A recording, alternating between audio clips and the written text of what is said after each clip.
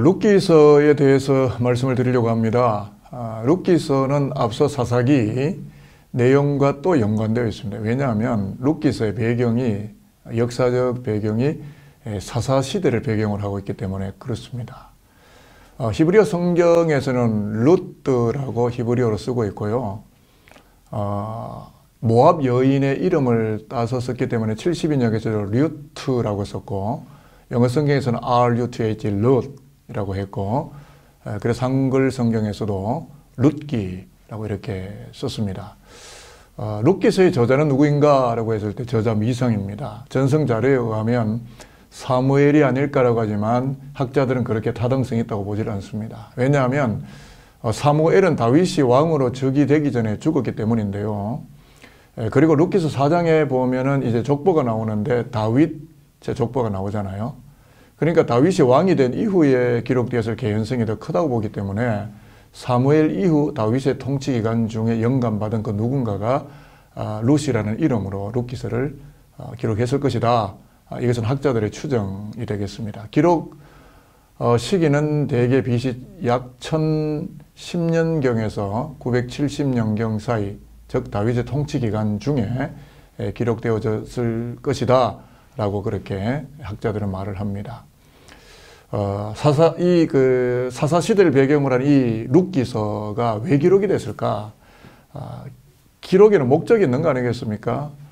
주로 한 크게 두 가지 정도로 보시면 좋은데, 예수님의 직접 조상인 다윗의 왕조가 이방 여인인 룻과 연계되어져 있음을 보여주면서 유대인만의 하나님이 아닌 열방 모든 민족의 하나님이 되신다는 것을 보여주기 위한 구원적 목적이 이 룻기서 안에 담겨 있다고 보면 좋을 것 같고요. 또 하나는 구속적인 의미가 있는데, 기업 물을 자, 즉 혈연 구속자 제도인데요. 집안에 남편이 죽으면 그 집안에 다른 남자가 와서 그 자녀들을 계승할 수 있도록, 자식 생산을 할 수 있도록 해주는 제도가 고엘이라는 제도인데, 이것이 기업 물을 자라는 제도고요.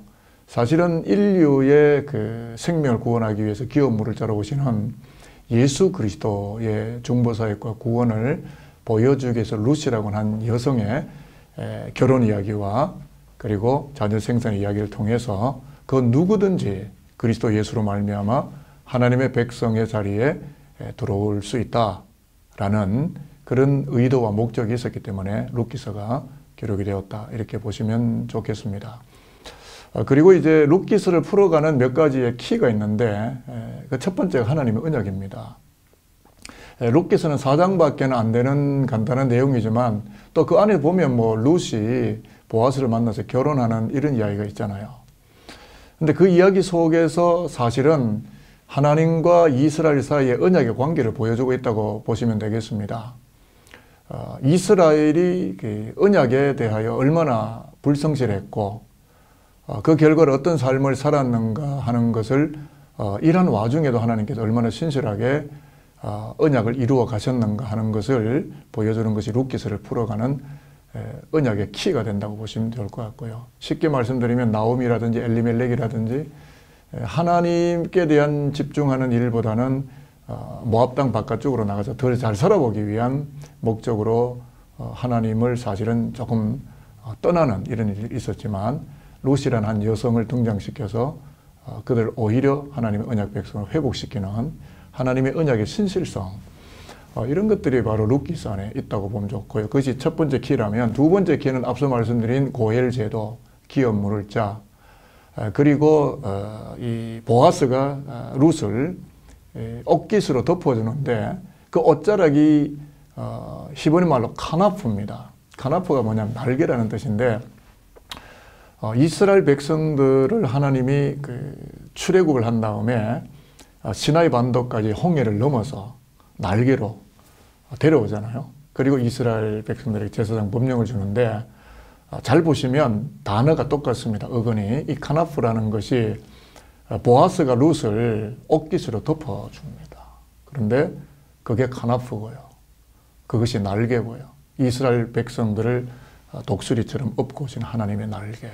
그래서 기업 물을 자, 고엘 제도, 예수 그리스도, 그리고 하나님의 구원하심, 이 룻기서를 풀어가는 굉장히 중요한 키가 된다는 것을 여러분들이 꼭 유념을 하셨으면 좋을 것 같습니다. 그리고 또 하나는 파격적인 족보 이야기입니다.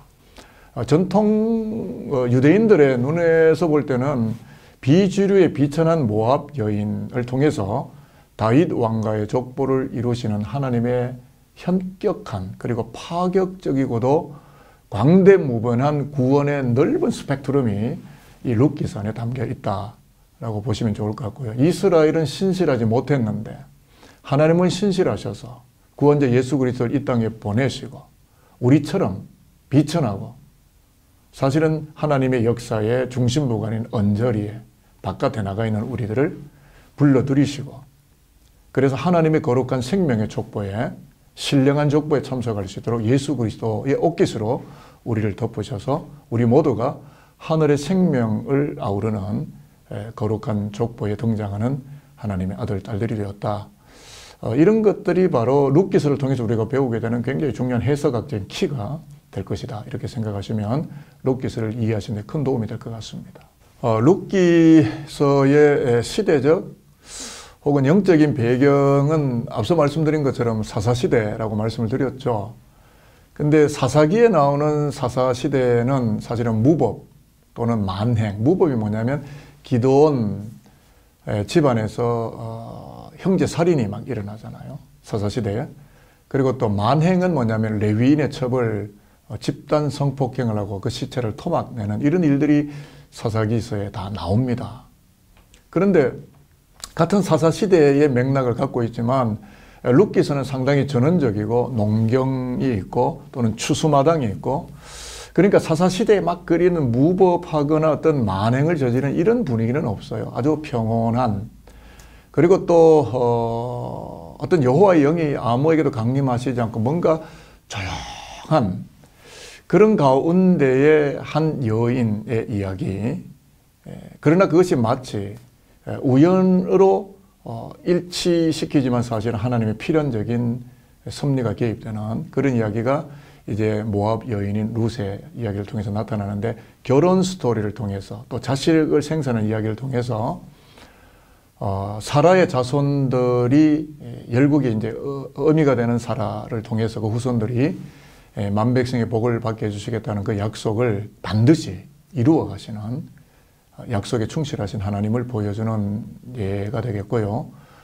모압 출신 과부, 사실은 오늘의 시대 속에서도 그렇게 큰 소망이 없어 보이는 그런데 수천 년 전 아주 불우한 그 여인이 위대한 왕 다윗의 조상이 되고 궁극적으로는 메시아이신 예수의 조상이 되는 이런 신분의 변화들을 보여주게 됨으로써 모든 민족이 하나님의 백성에 가입하게 되는 복이 여전히 남아있다. 그것을 이루시는 분이 하나님이시다.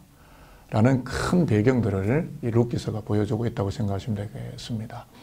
룻기의 주요 신학은 하나님의 구원이란 하나님의 구속의 은총은 국적에 기인하지 않고 신앙적 선택에 더 크게 좌우되고 그것을 하나님이 매우 소중하게 여기신다. 자, 쉽게 말씀드리면 모압 여인 룻이 시어머니의 하나님을 선택하지 않습니까? 그리고 시어머니의 하나님이 나의 하나님이고 시어머니의 백성이 나의 백성이 된다. 근데 결국 이 결과는 뭐냐면 다윗의 증조 할머니가 되는 거예요. 신분의 현격한 변화가 일어났습니다. 그러면 이 이방 여인, 이 모압 여인, 이방 여인 룻이 뭘 잘했을까요? 제가 볼 때는 도덕적으로, 윤리적으로, 사회적으로 뭐 잘한 게 없습니다. 다만 하나님을 선택했다. 그 여호와 신앙을 선택했다. 그거 하나가 비록 이방 여인이라 할지라도 하나님이 그 신앙을, 그 신앙의 지조를 지키는 것을 기뻐 보시고 그의 신분을 하나님의 거룩한 백성의 자리에 그리고 메시아의 조상의 자리에 등극시키는 하나님의 구원적 부르심이 있었다. 이것이 매우 중요한 룻기서가 보여주는 신학이고 우리에게 여호와 신앙을 촉구하는 굉장히 중요한 메시지가 아닐까 이렇게 생각을 하고요. 내용과 구조라는 것은 1장부터 4장까지 주로 이 나오미와 엘리멜렉의 이주 정책, 이주 생활의 실패. 그래서 다시금 이제 이민을 해서 베들레헴으로 들어오는 나오미와 룻의 귀향, 그리고 룻과 보아스의 만남, 그 다음에 기업 물을자를 통하여 이 룻이 보아스와 결혼하는 이야기, 그리고 궁극적으로는 다윗의 증조 할머니가 되는 거룩한 족보를 만드는 이런 내용들과 구조로 룻기서가 형성이 되어 있습니다. 마지막으로 룻기서를 읽는 여러분들에게 드리고 싶은 것은 뭐냐 하면, 룻기서가 우리에게 주는 교훈들이 굉장히 많은데요. 아이 없는 과부이고 이방인인 룻이 히브리인의 신앙 공동체 일원이 되고 메시아의 족보에 기록이 되는 여인이 되는 것은 절대적으로 하나님의 광대무변한 은총이었다라는 사실입니다. 그리고 룻기를 비롯한 성경책 전체가 그렇지만 위대한 사람들에 관한 이야기가 아니라 위대하신 하나님과 함께 했던 사람들의 기록이다. 이렇게 룻기서를 읽으셔야 하고요. 룻기는 화목을 주제로 합니다. 사사시대 유대인과 모압은 굉장히 갈등 관계가 있었습니다. 게다가 룻은 저주받은 백성에 속했던 모압 여인 과부라고 볼 때는 이 보아스가 이방 여인 룻을 자기의 아내로 받아들인다는 자체가 큰 호의지 않겠습니까? 엄청난 파격적인 은총인 것처럼 하나님이 우리를 그렇게 받아주시고 계시다라는 교훈이 있겠고요. 또 보아스가 룻에게 베풀어진 호의는 마치 율법사가 이기적인 마음으로 예수님께 와서 내 이웃이 누구입니까? 라고 물었던 그 질문에 대한 답을 분명히 우리에게 상기시키고 있다. 저는 그런 생각이 듭니다. 또 그리고 하나님에게는 편견이 없으시다라는 것입니다. 비록 이방 여인이었지만 그 여인의 부정함보다는 그 여인의 신앙을 귀히 여기시고 인종과 민족의 성향을 떠나서 당신의 백성으로 부르셨고 위대한 자로 세우셨다. 결국 하나님 안에 들어간 편견은 사라지는 것이 되겠고요. 하나님은 세상에 천한 것들과 멸시받는 것들과 부끄러운 것들을 택해서 당신의 영광의 도구로 사용하신다는 고린도 교회의 사도 바울이 그런 이야기를 했지만, 가장 비천해 보이지만 그들이 하나님의 위대한 도구가 될 수 있다. 그런 부르심이 있다라는 것이 하나님의 세계다 하는 것이고요. 마지막 하나 더 말씀드리면, 지극히 작은 자 하나의 필요, 즉 룻기서에서 보는 모압 여인 룻이잖아요. 그 필요를 채워줌으로써 예수의 족보를 형성하는 길을 걷게 된다는 것을 보여줌으로써, 오늘 저와 여러분들 룻기서를 읽으면서 우리 주변에 룻과 같이 상처당하고 또는 상실하고 마음의 고통이 있었던 가장 작은 자 하나를 그리스도의 사랑으로 받아주고 은혜의 날개로 덮어주게 될 때 거기에 뭐가 형성됩니까? 그리스도의 구원의 족보가 형성된다고 한다면 나보다 연약한 자를 어떻게 해야 되겠습니까? 덮어줘야죠. 이해해야죠. 사랑해 가야죠. 그러면 저와 여러분 누가 됩니까? 예수의 족보를 만들어가는 위대한 이 시대의 룻기서의 주인이 되지 않을까, 이런 생각이 들어서 몇 가지 중요한 교훈을 말씀드렸습니다. 여하간 이 룻기서를 읽으시면서 여러분의 영적 심장도 튼튼해지시고 영적인 저변의 세계도 강해지시고 여러분 때문에 많은 사람이 예수를 만나고 하나님의 족보에 들어오는 은혜가 가득하시게 되기를 주님의 이름으로 축복하겠습니다.